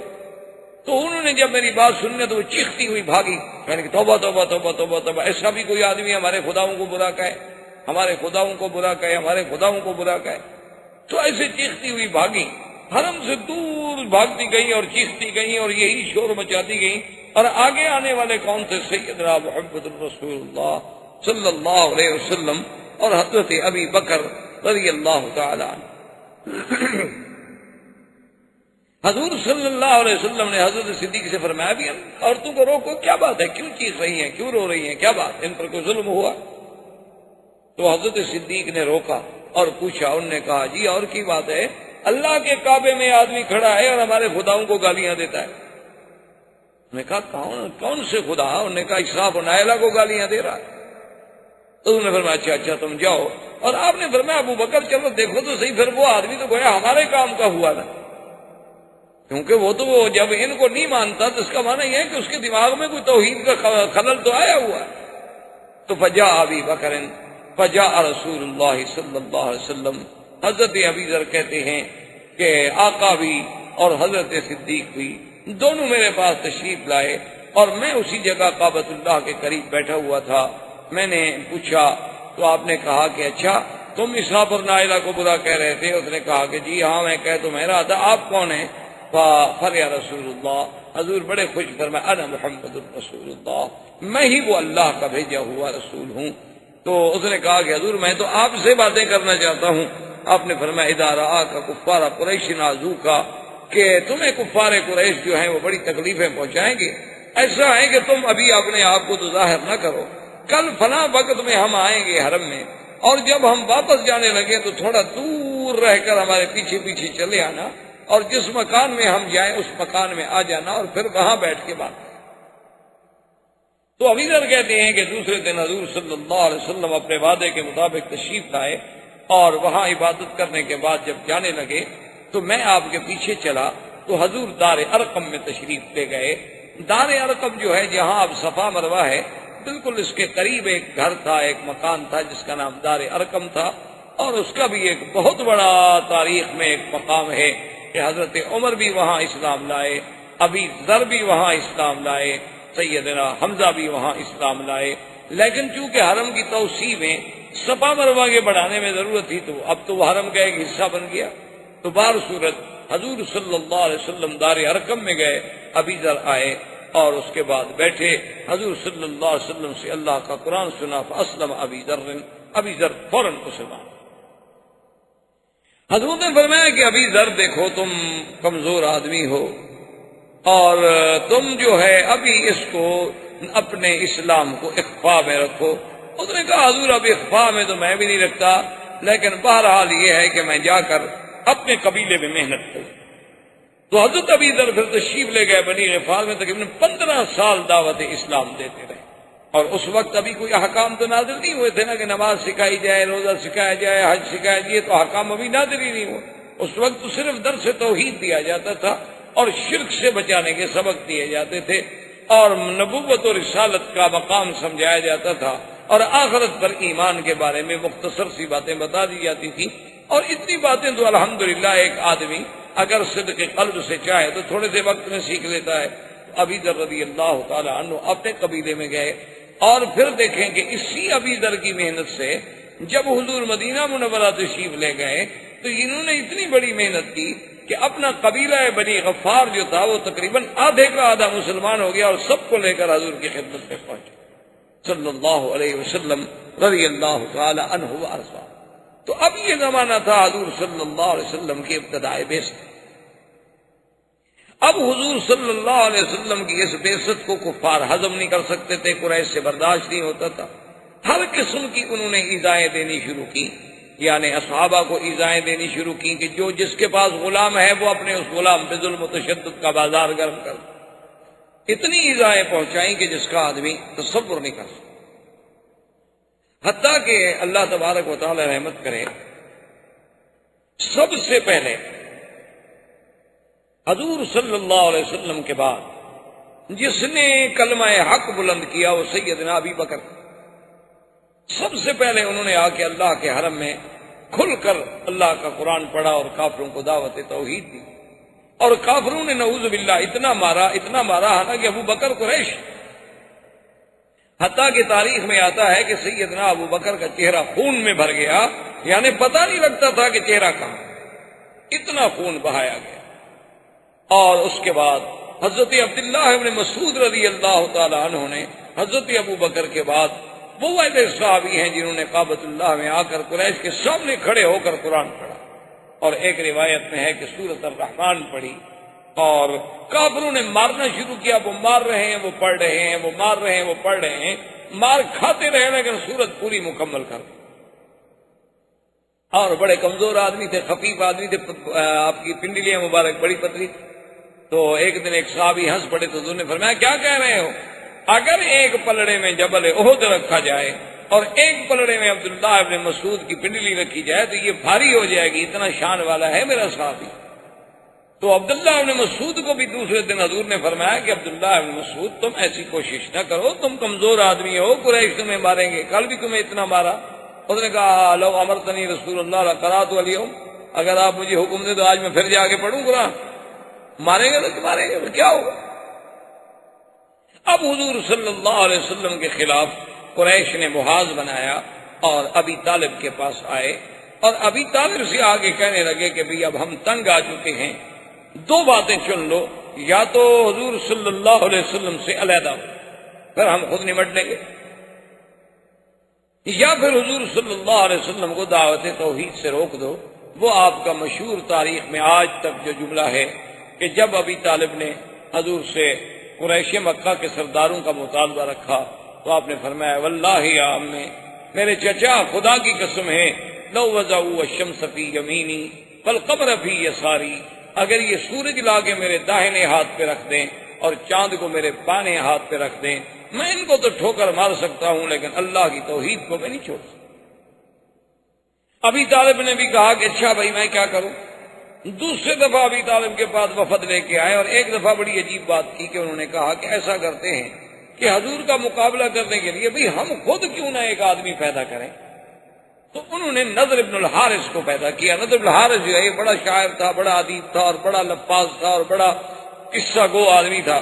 انہوں نے اس کی ڈیوٹی یہ لگا دی کہ تم کوئی کام نہ کرو، ہم تمہارے گھر کا سارا خرچ برداشت کر لیں گے، جہاں حضور بیٹھ کے قرآن پڑھیں تم سب ساتھ قریب بیٹھ کے اپنے قصے کہانیاں شروع کر دو تاکہ حضور کے پاس لوگ نہیں جائیں گے، تقسیم ہوتے چلے جائیں گے۔ وہ ایک دن، 2 دن، 3 دن، 4 دن کے بعد جھوٹ کا قصہ تو ختم ہو گیا، کتنے جھوٹے قصے سنایا اور قرآن کا مقابلہ کیسے کرے۔ تو جب ان کی یہ چال بھی ناکام ہو گئی، نضر بن الحارث بھی ناکام ہو گیا، اب انہوں نے ایک اور چال چلی۔ وہ چال یہ تھی کہ ایک لڑکا تھا عمار، بعض نے اس کا نام عامر لکھا ہے، بعض نے عمار لکھا ہے، بڑا ہی خوبصورت لڑکا اور اتنا سمجھدار، اتنا ذہین، اتنا ذکی کہ کوئی آدمی اس کو دیکھتا تو بس وہ پاگلوں کی طرح دیکھتا ہی رہ جاتا۔ اس بچے کو لے کے ابی طالب کے پاس آئے اور کہنے لگے کہ ابی طالب ایسا کرو کہ اس بچے کو تم لے لو اور اس کے بدلے میں ہمیں محمد مصطفیٰ دے دو۔ ہم نے تمہیں حضور کے بدلے میں ایک بچہ دے دیا اور ہم نہیں برداشت کر سکتے اپنے خداؤں کی برائی کہ ہر وقت اللہ کے نبی ہمارے اسلاف کو اور ہمارے آباؤ کو کہتے ہیں وہ پاگل تھے، وہ مشرک تھے، وہ جہنمی تھے، یہ ہم نہیں برداشت کرتے۔ تو ابی طالب نے کہا عجیب لوگ ہو بھائی، تم اپنی طرف سے بڑی سوچ کے آئے ہو لیکن ہے بڑے عجیب لوگ کہ میں اپنے حقیقی چچے کے بھائی کے بیٹے کو تو تمہارے سپرد کر دوں اور لوگوں کے بچوں کو پالتا رہوں۔ یعنی تم نے ابی طالب کو اتنا کم عقل سمجھا ہے کہ میں غیروں کے بیٹے کو لے کر اس کی تو حفاظت کروں اور اپنا بھائی کا بیٹا جو ہے وہ تمہارے سپرد کر دوں کہ تم اس پہ ظلم کرو۔ میں محمد پاک کو نہیں چھوڑ سکتا۔ دیکھیں کہ بعض اوقات اپنے قبیلے کی غیرت بھی بڑی عجیب ہوتی ہے نا جی۔ تو حضور پاک نے ابی طالب سے اور ان کے بیٹوں سے اور وہاں جو موجود تھے قبیلہ بنی ہاشم بنی عبد المطلب کے لوگوں سے کہا کہ دیکھو سنو، میری وجہ سے تم کیوں مصیبت میں مبتلا ہوتے ہو؟ تم علیحدہ ہو جاؤ، میں نے تو اللہ کا فرض پورا کرنا ہی کرنا، میں نے تو خدا کو اللہ کی توحید بیان کرنی ہے اور خدا کے حکم کو پورا کرنا ہے۔ لیکن دیکھیں انہوں نے کہا کہ محمد سنو، ہم تمہارے دین پہ تو نہیں ہیں لیکن خدا کی قسم ہے تم جاؤ اللہ کے دین کی دعوت دو، جو تمہارا مقابلہ کرے گا ہم تمہارا ساتھ دیں، ہم تمہارا دین نہیں قبول کرتے لیکن ہم تمہاری اہانت اور تمہاری تکلیف نہیں برداشت کرتے۔ تو اسی طرح آتا ہے کہ حضور صلی اللہ علیہ وسلم اللہ کے کعبے میں عبادت کر رہے تھے کہ ابو جہل لعنت اللہ علیہ، جو سب سے بڑا دشمن اسلام، دشمن رسول صلی اللہ علیہ وسلم، بلکہ حضور نے فرمایا کہ فرعون هذه الامہ، میری امت کا اگر کوئی فرعون ہے تو ابو جہل۔ اور ایک روایات میں یہ بھی آتا ہے حضور نے فرمایا کہ فرعونی اشد من فرعون موسیٰ، کہ میرا فرعون جو ہے وہ موسیٰ علیہ السلام کے فرعون سے بھی بڑا سخت، کہ موسیٰ علیہ السلام کے زمانے میں جو فرعون تھا اس کو تو ایک غوطہ لگا پانی میں اور کہنے لگا آمنت برب موسیٰ و ہارون، اور یہ بدبخت مرتے وقت بھی کلمہ بھی نہیں پڑھا اور ایمان نہیں لے آیا۔ تو یہ فرعون جو ہے اشد من فرعون ہے۔ تو حضور صلی اللہ علیہ وسلم کے قریب آیا اور کہنے لگا کہ یا محمد صلی اللہ علیہ وسلم، کہنے لگا کہ دیکھو تم جانتے ہو کہ اس وقت میں سردار مکہ ہوں، تم جانتے ہو کہ اس وقت میرا قبیلہ جو ہے بنی مخزوم، وہ کتنا بڑا قبیلہ ہے، بنو مخزوم قبیلے کا تھا، قریش تھا، قریبی تھا، اور میں تمہیں کہتا ہوں کہ آئندہ نہ تو تم اللہ کے کعبے میں یہاں آ کر عبادت کرنا ظاہراً کھلے ہو کر، اور نہ ہی یہاں کھڑے ہو کے کسی کو توحید کا سبق پڑھانا، ورنہ نعوذ باللہ کچھ ہو جائے، سارے قریش والے میرے خلاف کھڑے ہو جائیں، لیکن یہ ہے کہ میں آپ کو پھر زندہ نہیں چھوڑوں۔ اور اس کے بعد آتا ہے ابو جہل اور بنو مخزوم اپنے قبیلے کو اکٹھا کرتا ہے اور کہتا ہے کہ دیکھو بات سنو، اب میں اس مقام پہ آ گیا ہوں کہ مجھے حضور صلی اللہ علیہ وسلم کی باتیں برداشت ہیں، میں نے فیصلہ کر دیا ہے، تم میری قوم ہو، اگر کل کو میرا ساتھ دو گے تو تمہاری مرضی، اگر میرا ساتھ نہ بھی دو تو تمہاری مرضی، لیکن میں اب حضور صلی اللہ علیہ وسلم پر حملہ کروں گا اور آپ کو زندہ نہیں چھوڑوں۔ تو قبائل میں تو قبائلیت کی بات ہوتی ہے نا، ان میں تو عصبیت جاہلیہ ہوتی ہے، وہ یہ تو نہیں دیکھتے کہ حق کی بات کیا، وہ کہتے ہیں ہمارے قبیلے کی بات ہے، بس ٹھیک ہے جی ہم تو تمہارے ساتھ ہیں نا، وہ بھائی ہماری قوم کا مسئلہ ہے، برادری کا مسئلہ ہے۔ تو انہوں نے کہا کہ ٹھیک ہے ابو جہل ہم بھی تمہارا ساتھ دیں گے۔ تو ایک روایت میں ہے کہ ایک دن وہ آیا اور اس نے دیکھا کہ حضور صلی اللہ علیہ وسلم اللہ کے کعبے میں نماز پڑھ رہے ہیں، اور پھر میرے آقا کی تو نماز مبارک کی ایسی ہوتی تھی کہ جب آپ سجدہ مبارک کرتے تو وہ سجدہ اتنا طویل ہوتا تھا کہ لوگ حیران ہو جاتے تھے کہ وہ تو 4 نمازیں پڑھنے اور حضور کا ایک سجدہ بھی مشکل سے ادا ہوتا تھا۔ تو حضور جب سجدے میں گئے تو ظالم نے ایک بہت بڑا پتھر اٹھایا، اور اتنا بڑا پتھر تھا کہ اگر وہ واقعی کسی پہ گرا دیا جائے نعوذ باللہ تو اس کا سر مبارک جو ہے ختم ہو جائے۔ تو وہ پتھر لے کے آیا اور قبائل والے دیکھ رہے ہیں کہ چلو جی آج ابو جہل اپنا انتقام لینے کے لیے، اور پھر کھلا سفید بالکل ظاہر باہر، کوئی چھپا نہیں۔ تو جب حضور کے قریب گیا تو الٹے پاؤں بھاگا اور وہ پتھر بھی گر گیا، اور وہ یعنی اتفاق ہے کہ بچ گیا، ورنہ اسی پتھر سے خود مر جاتا، اتنا بڑا پتھر اس نے اٹھایا ہوا تھا۔ اور پاؤں پیچھے لرزہ بدن پہ آیا تو بنو مخزوم اور لوگ کٹھے ہو گئے۔ نے کہا کیا ہو گیا؟ کہنے لگا تم لوگوں نے کچھ نہیں دیکھا؟ نے کہا نہیں ہم نے تو کچھ نہیں دیکھا۔ کہنے لگا اللہ بینی و بینہ فحل، میرے اور آپ کے درمیان میں فحل کہتے ہیں یعنی بیل جو نر ہو، گائے بیل جو آپ کہتے ہیں نا، لیکن ایسا نر جو بہت بڑا طاقتور اس کو کہا جاتا ہے فحل۔ کہتے تم نے نہیں دیکھا؟ وہ تو ایک اژدہا کی طرح ایک فحل تھا، ایک بہت بڑا نر بیل تھا جس نے اپنے انیاب نکالے ہوئے تھے اور مجھ پہ حملہ آور ہوا، اگر میں ادھر بھاگ نہ جاتا تو مجھے کھا جاتا، مار دیتا اور پاؤں تلے راؤنڈ ڈالتا۔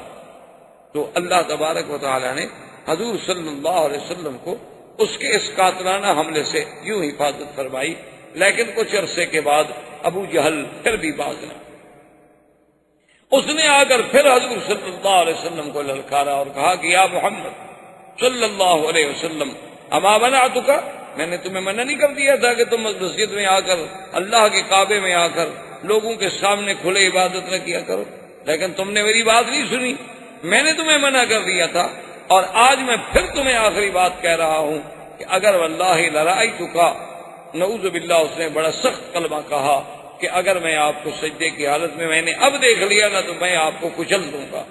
حضور صلی اللہ علیہ وسلم خاموش، حضور صلی اللہ علیہ وسلم خاموش رہے، اور ابو جہل یہ کہہ کے چلا گیا۔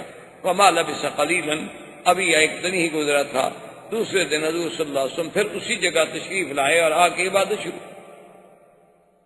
اب جب عبادت شروع کی ابو جہل کو پتہ چلا کہ حضور تو پھر عبادت کر رہے، کہا میری تو بالکل سبکی ہو گئی کہ میں نے تو کھلا چیلنج کیا تھا، اور اللہ کے نبی کو تو میرے اس چیلنج پر کوئی اثر ہی نہیں ہوا، اور پھر وہ جا کے اللہ کے کعبے میں عبادت کر رہے ہیں۔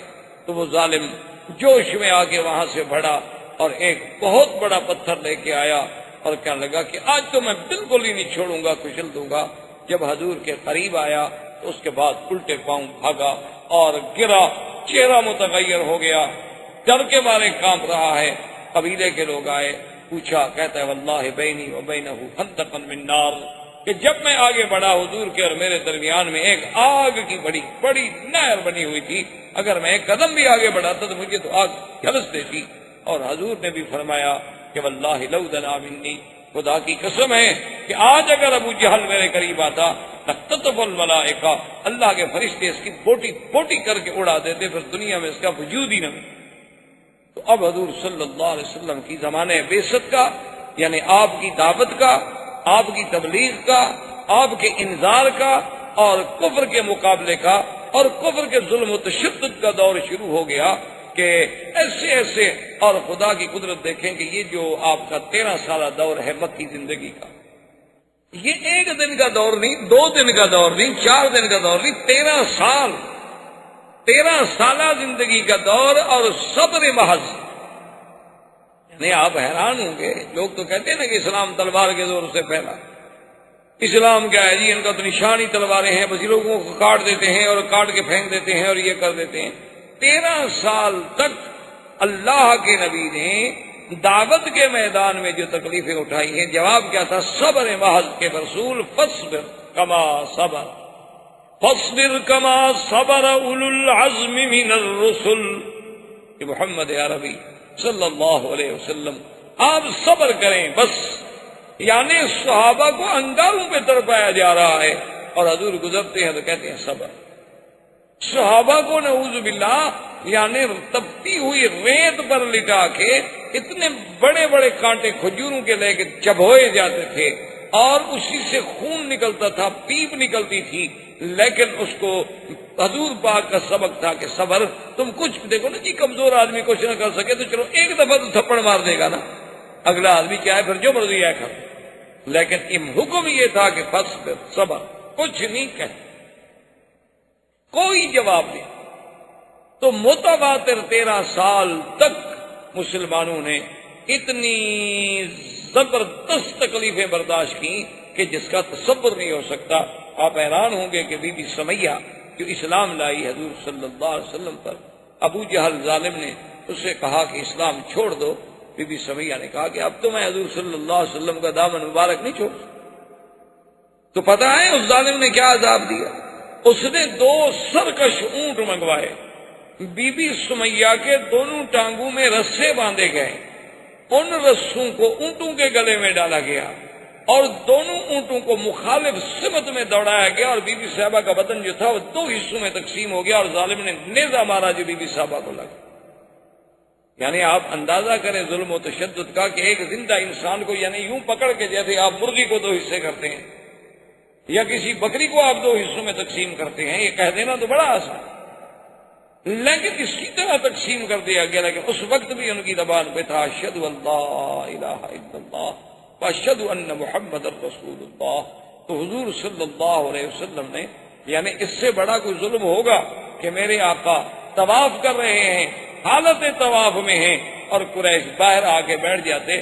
جن کے قریب حضور گزرتے تو وہ گالیاں دینی شروع کر دیتے، جن کے قریب حضور صلی اللہ علیہ وسلم گزرتے تو حضور کی شان میں پھپتیاں کسنی شروع کر دیتے. اس سے بڑا ظلم ہوگا کہ حضور صلی اللہ علیہ وسلم رات کو اٹھ کے اگر تہجد کے لیے آ رہے ہیں تو ابھی لہب کی بیوی جو ہے وہ کانٹے اٹھا کے اور کانٹوں والی لکڑیاں اور جھاڑیاں لے کے ان راستوں پہ ڈال دیتی کہ چلو جب حضور گزریں گے اندھیری رات ہوگی پاؤں رکھیں گے اور نہیں تو کم سے کم کانٹے تو چبھ جائیں، کانٹے تو لگیں گے. حضور صلی اللہ علیہ وآلہ آلہ واصحابہ وسلم تسلیما کثیرا کثیرا. اس طرح یہ دور بعثت اور یہ مکی زندگی کا دور کہ مسلمانوں پر اور ایمان والوں پر، مستضعفین پر، اللہ کے نام لینے والوں پر، حضور کا ساتھ دینے والوں پر ظلم و تشدد کا دور ہے. لیکن خدا کی شان ہے کہ آج تک چشم عالم نے ایسے وفاداروں کی پھر مثال بھی نہیں دیکھی اور آج تک چشم عالم نے حضور صلی اللہ علیہ وسلم کی زبان مبارک میں جو حلاوت اور آپ کی زبان مبارک میں جو تلاوت اور آپ کی زبان مبارک میں جو تاثیر اور آپ کی قرات قرآن میں جو اثر آفرینی، حضور صلی اللہ علیہ وسلم کی یعنی آپ کی وجاہت مبارک اور آپ کے چہرے مبارک میں جو کشش اور آپ کے جمال میں، آپ کے کمالات میں جو جلا تھی، وہ بھی دنیا میں آج تک کوئی اس کی مثال پیش نہیں کر سکتا. اللہ ہمیں حضور کی سیرت پر چلنے کی توفیق عطا فرمائیں اور آپ کی محبت نصیب فرمائیں. والسلام علیکم. احباب کرام، اس کے بعد اب آپ اس مبارک سلسلے کی CD نمبر 7 سماعت فرمائیں.